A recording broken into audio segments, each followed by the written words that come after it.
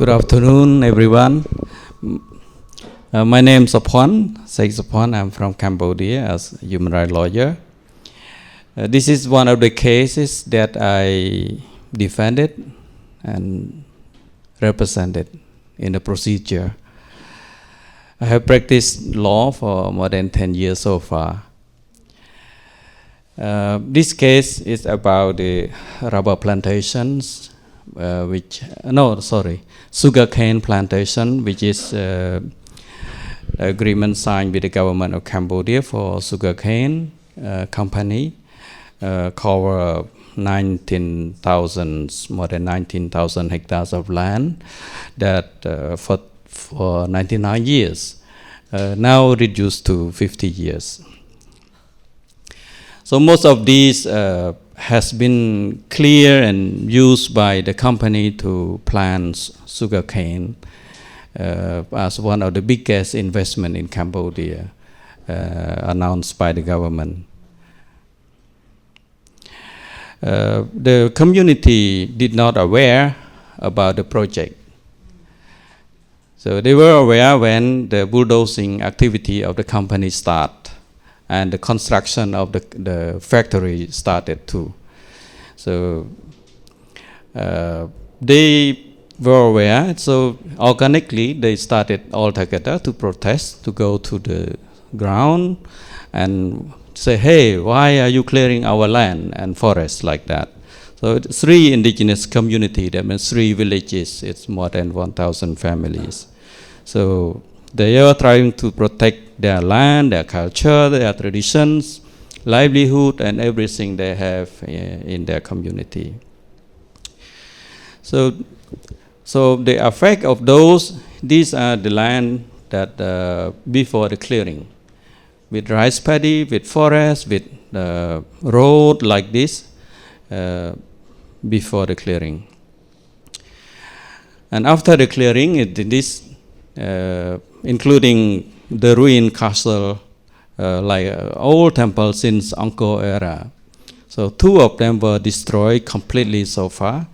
So they said, this is our traditions, our belief, and why do you clear that? So they call that ruined castle ground like Yak Changkui Yak Blue. It's a Kui language, one of the indigenous community in Cambodia. So they started protest because they disagree with the project. They protest with the authority, with some of the event with the military. So they go together, all together, like this on the ground. One day, when the company did not stop clearing the activity, so they arrested the driver of the bulldozers of the company. So 2 drivers were arrested and took to the authority. Hey, this is the people who destroy our rice paddy, who destroy our crops. So here's the crime. So the authority said no. This is lawful. This is the company's activity with the government agreement. So the commune office and a local authority, local police denied any action against the driver. Later on, the government at the provincial level and also the national level formed the committee to settle the dispute with the villagers. So this is a negotiation activity at the commune office. And I was there. You can see in my photo somewhere there. You can find it. So I'm their lawyers. So working with the authority, with the court, with all the actors who can find a solution that accepted by the villagers. And they protested. They have done their job to protect their life and since 2011, And 2014, because of their struggle against the company and could not find anything good for them, they filed a criminal complaint to the court against the company.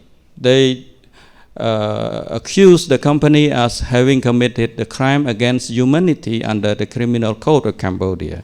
It is in Article 188. 2 months later, the court dropped the case. They didn't take action. They said this is legal activity of the company that the government also agree. So the case that brought by the community we did not move. So the continued activity of clearing still going on.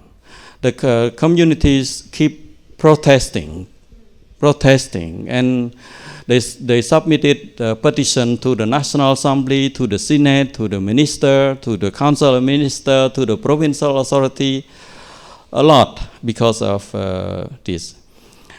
On top of that, they are also trying to use their remaining land and the land next to the company, trying to grow cassava, grows rice and some vegetable.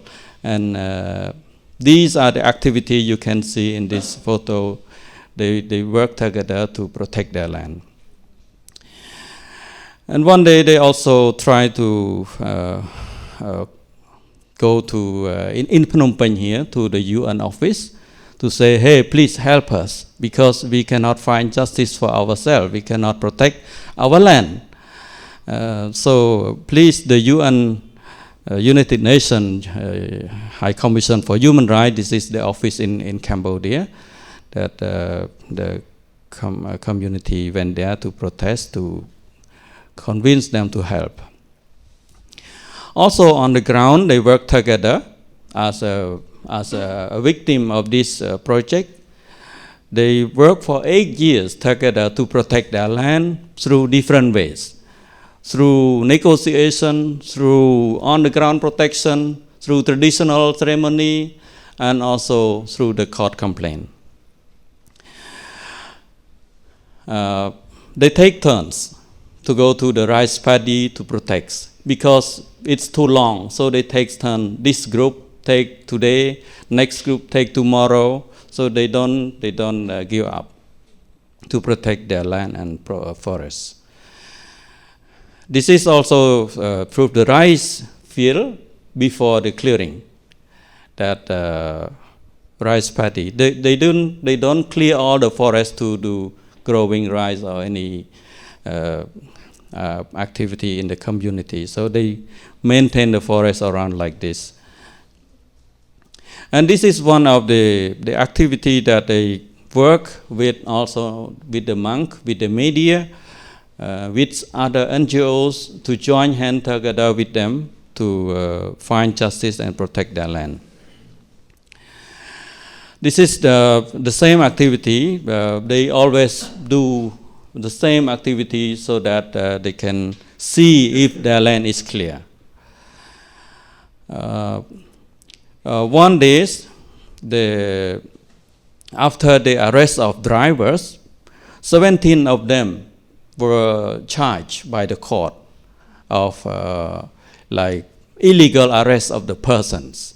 It is a crime, like it's a misdemeanor. It's like a felony. Under the Criminal Code of Cambodia, any person who arrests illegally and it more than 1 day, then it is a felony. It's imprisoned for more than 5 years in jail.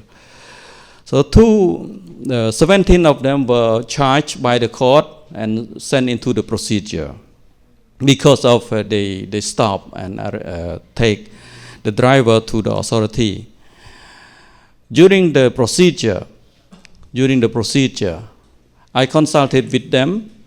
How do you want to protect, to help your representative? 17 of them were charged and sent to the court for almost 5 years, but not pre-trial detentions.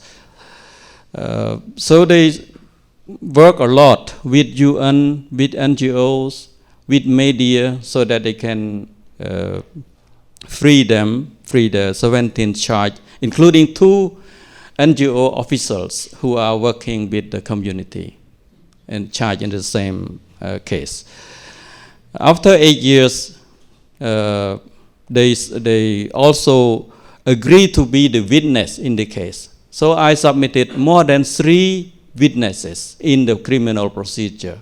So whenever they go, not going only 10 or 15 of them, they go together to the court. So you see in this picture, so this is a local court of the province. They went together, sit outside around the court, any activity that I accompany them into the investigation procedure or in front of the prosecutor, always people around like that, 100, 200, 300 people, 500 people around the court. So it's their business. And one day they also went to the judge's house. They said, please free our representative. Like that. So finally, the charge against the 17 representative and NGO staff were dropped. No more in the procedure. So fully dropped by the prosecutor and the investigating judge. Some of the land remaining still be using by them. And company activity is now no more in operations. Even the factory structure is still there, but not in operation anymore. So sometimes it spent years, but even my job as their lawyer, sometimes it's too long for 8 years in one case. It's too long, but it's huge against the company that is from China. Three companies, not only one, joining together to work in the sugarcane there. Thank you for your attention.